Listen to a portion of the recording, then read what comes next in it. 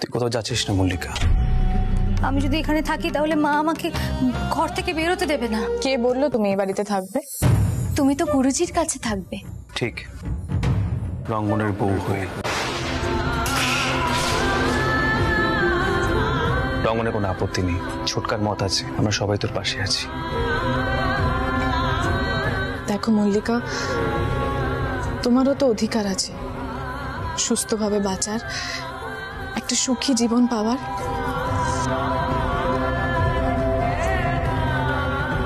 তাছাড়া তোমার হাজবেন্ড তো বিয়ের দিনই চলে গেছেন, তুমি তাকে ঠিক করে চেনোও না, তাহলে তুমি কিসের বিধবা বলো তো?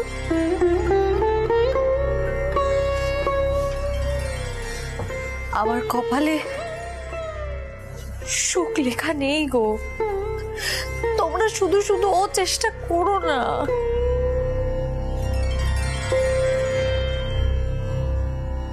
মল্লিকা দিদি, কি কপাল কপাল করছো বলো তো?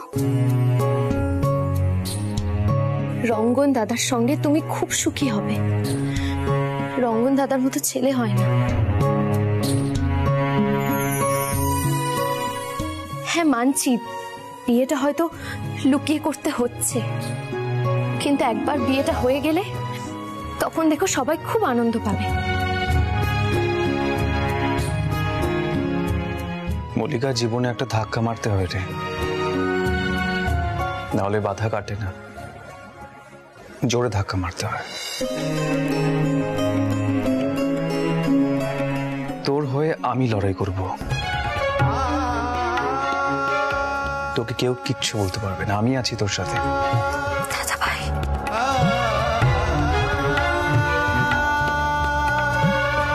আমার যে এত বড় সৌভাগ্য হবে তা আমি কোনো দিন ভাবিনি।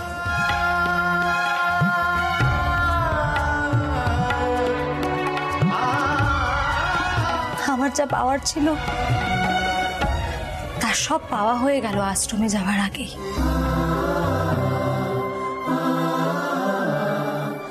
কিন্তু আমি ভাগ্যের বিরুদ্ধে গিয়ে কিছু করতে চাই না, তাতে অন্যের ক্ষতি হবে।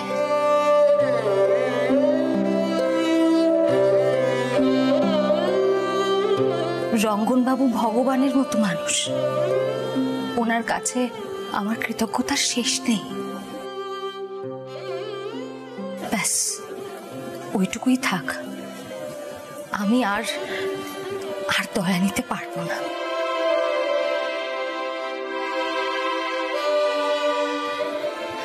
আর তাছাড়া দুই বাড়ির মধ্যে তো সদ্ভাবও নেই, এই বিয়ের কারণে শুধু শুধু শত্রুতা বাড়বে। আর তাছাড়া সত্যি আমি সব সংস্কার ভেঙে এই বিয়ে করার কথা ভাবতেই পারছি না। মল্লিকা, হ্যাঁ মল্লিকা,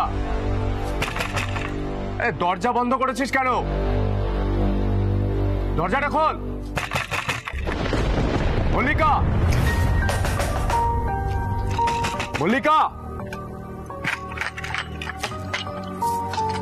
কি ব্যাপারটা কি? আমরা কি কথাও বলতে পারবো না? তোমাকে এটার মধ্যেও ঢুকতে হবে?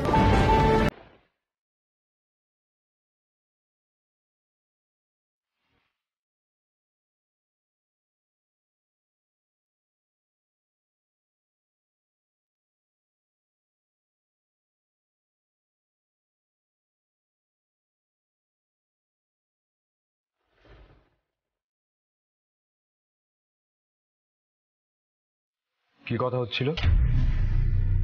আইরো এখানে?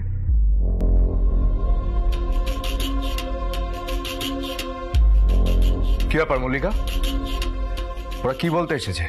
ঠাকুরপো, আমরা কি এতটাই অমানুষ যে মল্লিকা দিদি চলে যাচ্ছে তার সাথে দেখা করতে আসবো না? ও কথা বলার জন্য দরজা বন্ধ করতে হয়? কি গোপন পরামর্শ করছিলে তোমরা? দাদা, আমি তো চলেই যাচ্ছি, আমায় নিয়ে আর অশান্তি নাই বা করলে।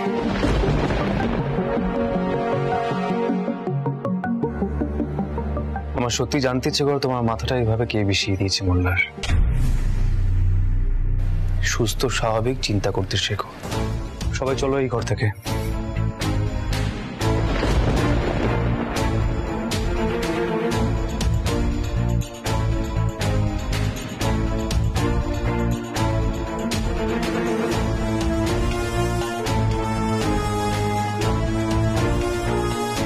মল্লিকা, একবার এত বড় বিপদে পড়েছিস, ওদের বিশ্বাস করে দ্বিতীয়বার বিপদে পড়িস না যেন। ওদের হাবভাব কিন্তু আমার ঠিক ভালো লাগছে না। দাদা, ভগবান তো আমার জীবনটা শেষ করেই দিয়েছে, নতুন করে আর কি বা বিপদ হবে বলতে পারো? তুমি এখন যাও ঘর থেকে, আমাকে ব্যাগ গোছাতে হবে।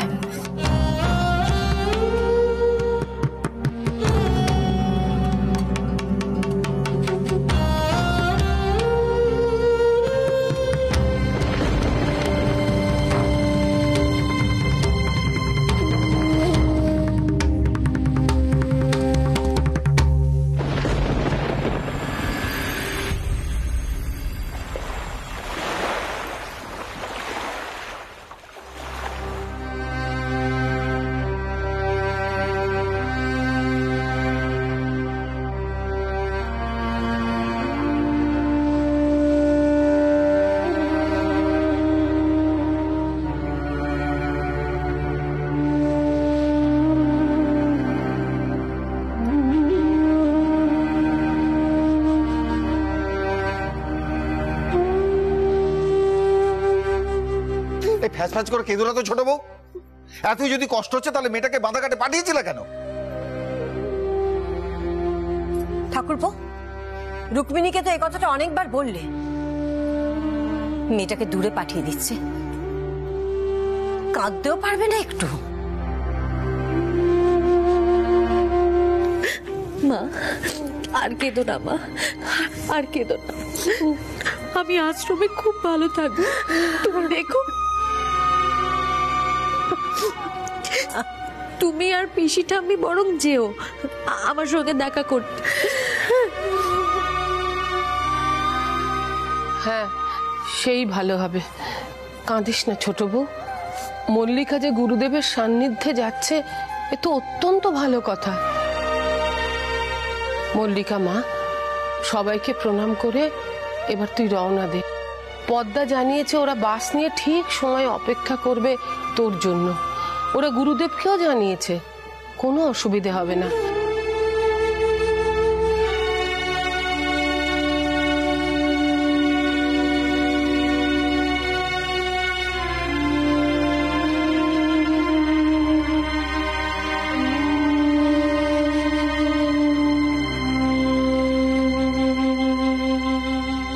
আচ্ছা, আমি কিন্তু ওদিকে সব সেট করে নিয়েছি।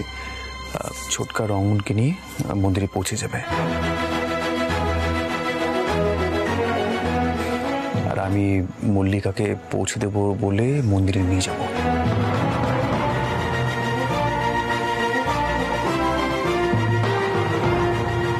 সঞ্জা, তুমি একটু মলারকে চোখে চোখে রেখো, মানে মধ্যে কথা আটকে রেখো, আর মা আলাদা করে ঠিক ওখানে পৌঁছে দেবে।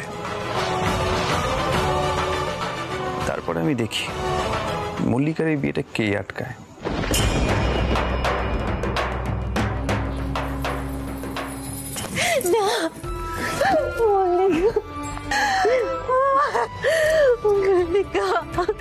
মা, ওকে ছাড়ো না, ওকে তো নির্বাসনে দেওয়া হচ্ছে না। ও তো নিজেই আশ্রমে থাকতে চাইছে, সেখানেও নতুন জীবন শুরু করবে। এমন করছো মনে হচ্ছে দাদু এই বাড়ি থেকে ওকে তাড়িয়ে দিচ্ছে। আরে বাবা, যে সিদ্ধান্তটা নেওয়া হয়েছে সেটা ওর ভালোর জন্যই নেওয়া হয়েছে। এ বাড়িতে তো শত্রুর অভাব নেই। মল্লিকা চল, আমি বাস পর্যন্ত পৌঁছে দিয়ে আসছি, চল। কাকা, আমি মল্লিকাকে পৌঁছে দিই না, মানে মলারের বন্ধু বান্ধব তো এই বাড়িতে রয়েছে, ওরা তো কিছুক্ষণের মধ্যেই মনে হয় রওনা দেবে। মলার না থাকলে বড্ড খারাপ দেখায়, তাই না? তুই যাবি? হ্যাঁ, আমি যাই, কারণ মল্লিকা তো আমার বোন হয়। আমি আর পিলু গিয়ে ওকে ছেড়ে দিয়ে আসি, তাহলে ফেরার পথে আমরা কিছু কাজ সেরে ফিরবো ভাবছিলাম। কোনো দরকার নেই বাবা, আমি তো যাচ্ছি, বন্ধুরা বুঝবে ঠিক। কেন মোল্লার, এখনো বুঝি আমাকে তুমি বিশ্বাস করতে পারছো না? না, পারছি না, কারণ তুমি নিজেকেই বসু মল্লিক বাড়ির একজন বলে ভাবো না। প্রথমবার তো সেটাই ভাবছি। আমি আমার বোনকে পৌঁছে দিতে চাইছি, কিন্তু তুমি কেন আলো করছো না বলো তো? আহা সুকুমার, আহির যেতে চাইছে যাক না, তবু মল্লিকার আশ্রমে যাওয়ার সিদ্ধান্তে একটা ভালো তো কিছু ঘটলো। দাদা কত খুশি হবেন বলতো। দাদা তো ঘর থেকে বেরোতেই পারছেন না, মল্লিকারই চলে যাওয়াটা দেখতে পারবেন না বলে। হ্যাঁ, পিসিমা ঠিক কথাই বলেছে। ঠিক আছে আহির, তুই যা, তোর বোনকে ছেড়ে দিয়ে আয়। মল্লা দেখ, তোর বন্ধু বান্ধবরা সব এখানে অতিথি হয়ে এসেছে, ওরা যাওয়ার সময় তুই না থাকলে ব্যাপারটা খুব খারাপ দেখাবে। আহির, একটা কথা মনে রেখো, বসু মল্লিক বাড়ির বড় ছেলে হিসেবে মল্লিকাকে নিয়ে যাচ্ছ।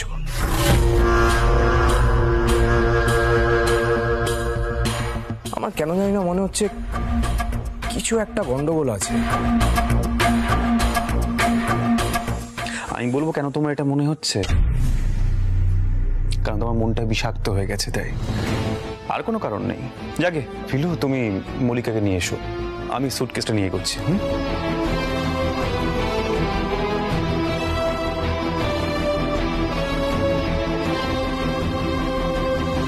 মল্লিকা দিদি, চলো এবার আমরা এগোই।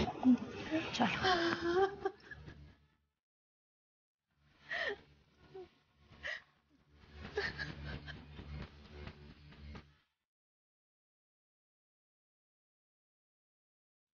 দুর্গা দুর্গা।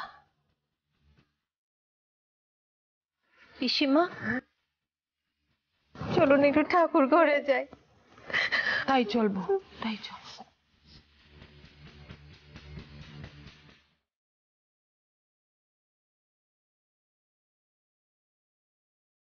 ঠাকুরপো, আমি একটু আদিত্যদার সাথে দেখা করব, একটা ওষুধ দেওয়ার আছে, ঘুরে আসছি আমি।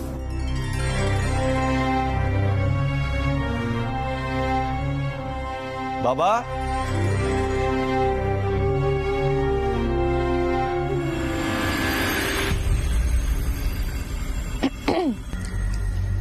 বলছি, তোমার বন্ধুদের জন্য কিছু খাবার প্যাক করে দেবো, ট্রেনে খেতে সুবিধে হবে। কি ব্যাপার বলো তো?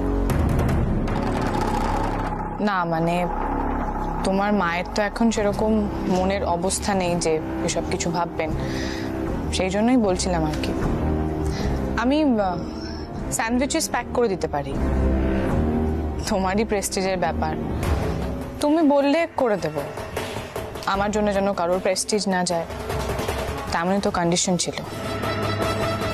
বাবা, আমার বন্ধুদের হঠাৎ এত কপাল। হ্যাঁ, দেখো কি করবে। এটাই তোমার দোষ জানো তো। রঞ্জা যখন ভাববে যে একটু ভালো হবে, তুমি সেটা বিশ্বাস করবে না। এমন ভালো করব না যে মল্লার বসু মল্লিক সেই ভালোর তোরে খাবি খাবে।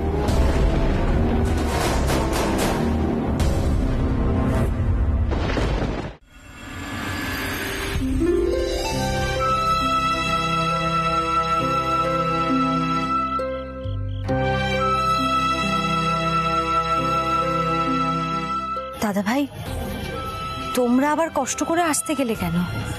দাদাই তো পৌঁছে দিতে পারতো আমায়।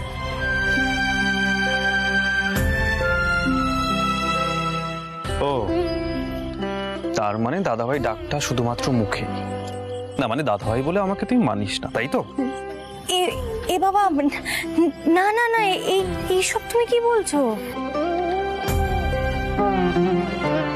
পিলু, দেখছো তো কি সব বলছে। আচ্ছা মল্লিকা দিদি, তোমার দাদা ভাই যদি তোমাকে কোথাও একটা নিয়ে যায়, তোমাকে যদি কোনো একটা কাজ করতে বলে, তুমি কি সেটা বিনা প্রশ্নে করতে পারবে? মানে মানে মল্লারের কথায় আর বাড়ির অন্যান্যদের ডিসিশন নেই। তুই তো আশ্রমে যাওয়ার জন্য রাজি হয়ে গেলি, তো দাদাভাই একটা জায়গায় যেতে বলবে, যাবি তুই তো দাদাভাইকে বিশ্বাস করে? এটাই বিলু বলতে চাইছে। কি বলছো বলো তো তোমরা? মানে কোথায় যাব? কি করতে চলেছো তোমরা? হ্যাঁ মল্লিকা, বোনের জীবনটা সুখে করাই তো দাদাদের কর্তব্য, আমরা সেটাই করার চেষ্টা করছি।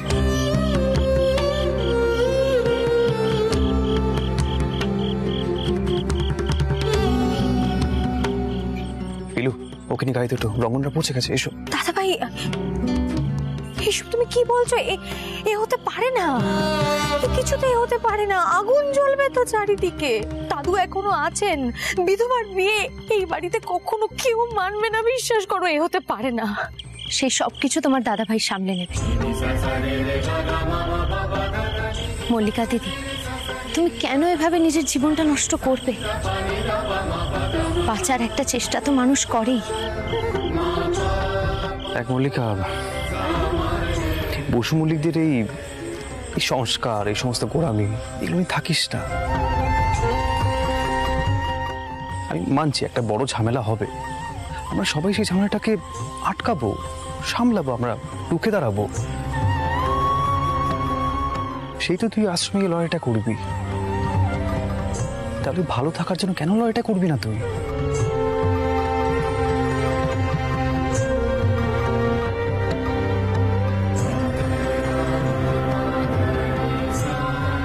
মল্লিকা দিদি, আমাদের কথাটা শোনো।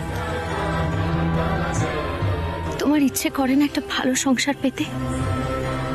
রঙ্গন দাদা সব সময় তোমাকে আগলে আগলে রাখবে।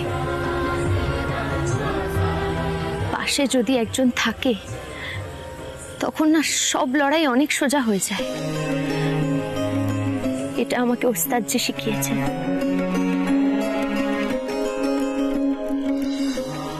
পিলু,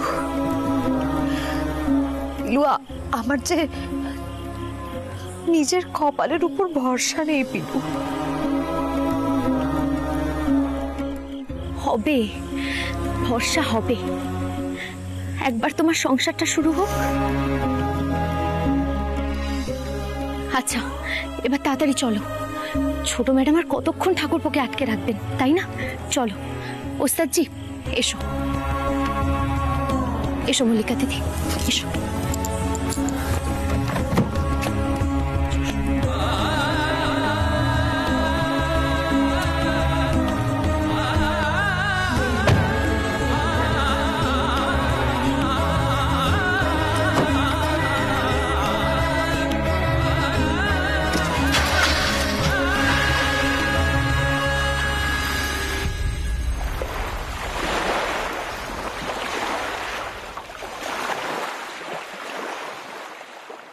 হ্যালো রাই, বলছি ওদিকে সব ঠিকঠাক আছে তো? মানে রঙ্গন ঠিক মতন বেরিয়েছে তো? হ্যাঁ হ্যাঁ হ্যাঁ, এদিকেও সবাই ঠিকঠাক বেরিয়ে গেছে। শোনা, বলছি সমস্ত ব্যবস্থা ঠিক আছে তো? আমার শুধু একটাই কথা মনে হচ্ছে বারবার, জানিস তো, যে বোমাটা যখন পড়বে তখন ঠিক কত বড় ব্লাস্ট হবে। আরে এই বাড়ির তো সবাই ভয়েই নড়ে চড়ে যাবে, স্পেশালি মোল্লার বাবু। উনি কিন্তু বেশ নড়ে চড়ে বসবে।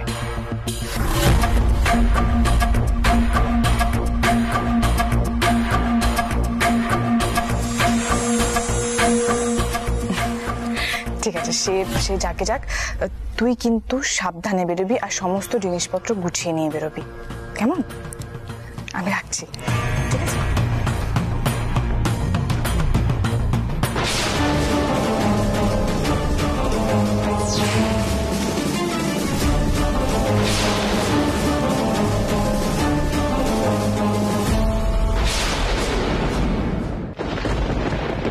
ওমা, তুমি বউয়ের পেছন পেছন চলে এসেছো? তোমার বন্ধুদের জন্য স্যান্ডউইচেস রেডি আছে, আমি প্যাক করে দিচ্ছি। বাড়িতে কি চলছে রঞ্জা?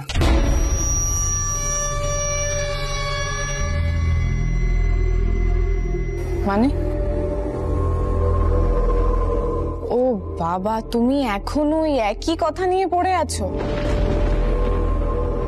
আরে বাবা, বললাম তো যে আমি কোনো মতলব আটছি না, এবার সরো। তুমি একা মতলব করছো না, পিলু, আহির আর তোমরা তিনজন মিলে কোনো মতলব এঁটেছ, কিন্তু মতলবটা কি সেটাই আমি বুঝতে পারছি না। বলো মতলবটা কি, বলো বলো। ছাড়ো বল, এটা কি ধরনের অসভ্যতামি হচ্ছে? ছাড়ো। কি মতলব এঁটেছ? কাকে নিয়ে এঁটেছ? মল্লিকাকে নিয়ে, তাই না? আরে মল্লিকাকে নিয়ে কি করছো তোমরা? চুপ করে থাকো না, বলো আমাকে। আরে আমার বোনের মান সম্মান নিয়ে কি করছো বলো। এভাবে প্রতিশোধ নিতে যেও না রঞ্জা, আমি কিন্তু সব ছাড়খাড় করে দেবো। হ্যাঁ, প্রতিশোধ ছাড়া আর কিছু নেই না? বিশ্বাসই করতে পারছো না যে প্রতিশোধ নেওয়ার জন্য কিচ্ছু করা হচ্ছে না, যা করা হচ্ছে মল্লিকার ভালোর জন্য করা হচ্ছে। আরে কতটুকু বয়স মেয়েটার, লজ্জা করে না তোমাদের? এই বয়সী একটা মেয়ের বিয়ের কথা না ভেবে তোমরা তাকে আশ্রমে পাঠিয়ে দিচ্ছ।